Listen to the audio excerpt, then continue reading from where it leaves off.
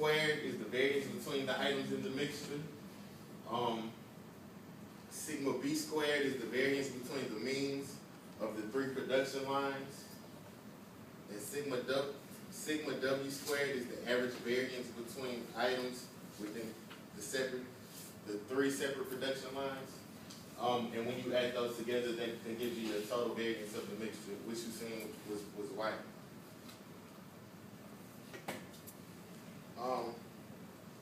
Constantly changing suppliers solely on the basis of price increases the variation of the material supplied to the production, since each supplier's process is different. So, in other words, if each supplier, say one supplier's variance is wider than the next, if you're creating one part from three separate items, the item with the wider variance will affect the ending result, the mixture. So,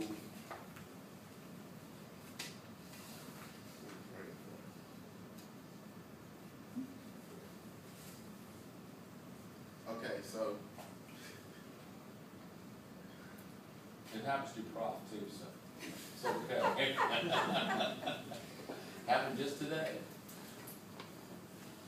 Okay, so when you're making one item out of three separate items, they all go into they all flow into the same mixture. Say for instance, you're making a car, you're getting a motor from Chevy, you're getting your frame from Ford, and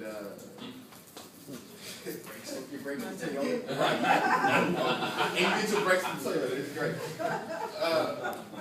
The variance in the brakes from Toyota obviously will probably be much wider than everything else. So that ultimately widens the whole mixture. That decreases the total quality in the mixture. So that's why it's also important to sole source and source from one company and try not to mix different items or different materials into one mixture. And that pretty much justifies my answer. Does everybody understand what I was attempting to explain? Could you draw it for us? Examples because Could you draw it for us? Think about something like this. Think about something like this. Think about you had a transmission that has a lot of gears in it, right? Now let's say you have a specific size gear, okay, and you use that more than once in a particular transmission, right? And you buy that gear from three different sources. So now that gear is all, you can think about it, it occurs several times in the transmission and they interact with each other. But they're not all exactly the same. We know they're close. They're all to the same spec, but they all have their own individual variation because they came off of different production lines, right?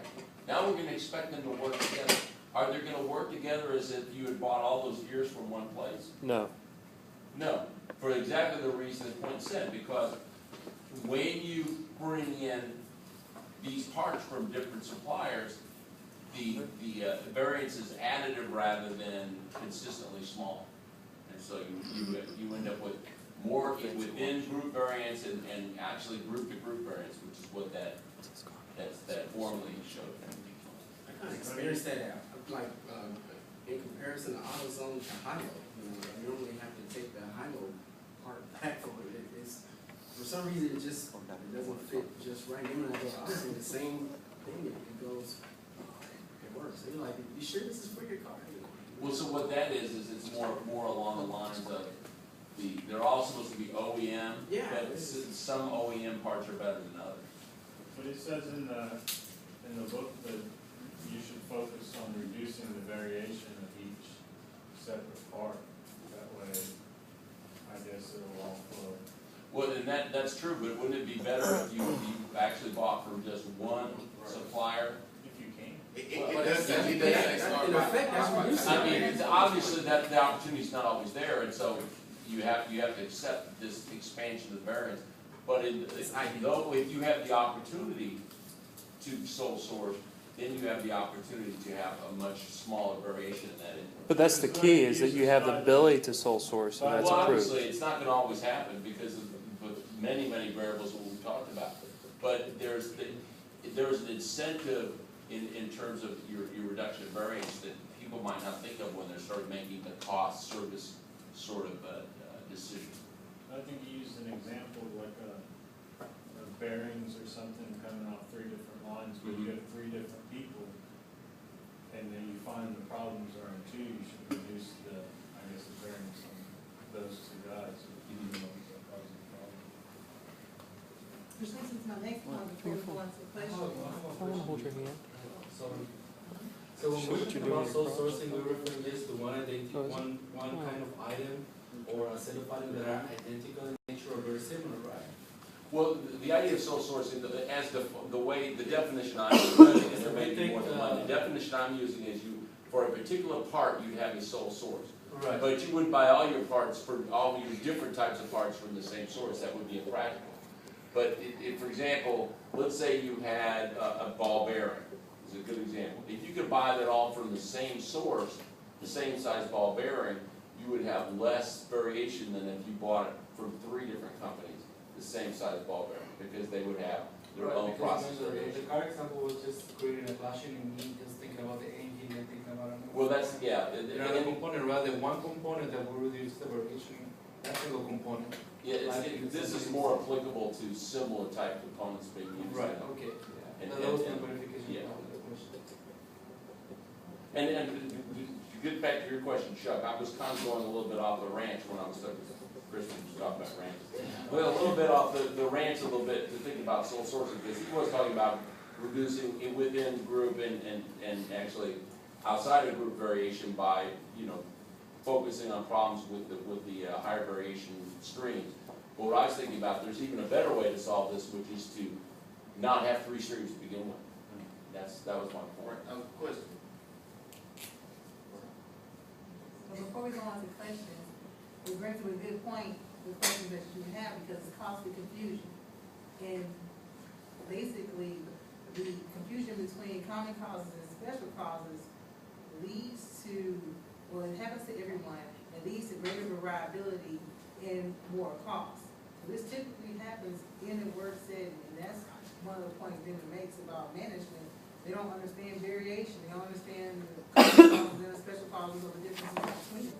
And that if you understand the purpose, the theory behind the red bead experiment, you understand the purpose, the theory behind the funnel experiment, you can explain figures like figures 33 and figure 39, and you have a general idea of it's not necessarily a person that is the problem. That those red beads need to be removed, and the employee can't remove them. It's a management situation. Management has to start. So it should start with management, but like Chris was explaining in figure 33, it can't solely rely on management just picking out special causes. You actually have to remove those red beads, which are in economy define red beads as like those common causes of poor product design, poor instruction, poor supervision. As an employee at the company, you can't go in there and tell your boss, hey, that was poor instruction. I get what you're saying. You might get fired. It may have been a red bead situation where you may be absolutely correct, however, it's not practical. So, if no further ado, if you have any questions about our presentation, we are open. I have a question. Yes, sir. You mentioned special causes and common causes. Yes, sir. Do we want to remove the special causes first and then Yes. focus on the common causes? Yes, I mean, and it's also more practical. What they mentioned prior to is it's almost easier to probably attack special causes more than it is common causes, because common causes is the system. So a special cause, something around that, is probably more easily identifiable, So you're saying it's an abnormality? right. You have, and I think I mentioned before, they had an example in the book where you have a driver driving and there's a problem with the whole delivery and the time frame. We're saying that, okay, the special cost could be the gas, the trip, different things like that, something you can easily identify, but it doesn't necessarily mean that it's like the extra. Right, and then it ultimately came out to the spark plugs, but that doesn't mean that every time the situation occurs, oh, it's the spark plugs. Oh, he was late because of the spark plugs. It's like, no, that's not necessarily true. There's an array of reasons that could be involved. And typically what happens is management is like, oh, that's easy. You automatically go to the most identifiable thing, but it doesn't necessarily be the system.